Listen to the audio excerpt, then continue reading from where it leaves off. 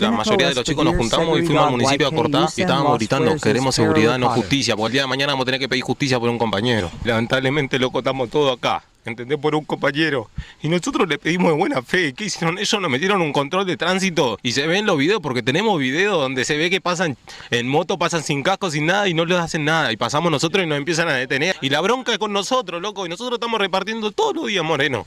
¿Entendés? 7 puñaladas se comió, loco, y era un buen pibe, loco. Hace un año estamos pidiendo seguridad, no justicia, y hoy estamos pidiendo justicia, no seguridad. No salía a robar, no salía a hacer nada. Salía a laburar, entregaba pedido y nos veía la cara todos los días, loco. Hoy mismo nos habíamos sentado, estábamos tomando una coca riéndonos, loco, y hoy se nos fue.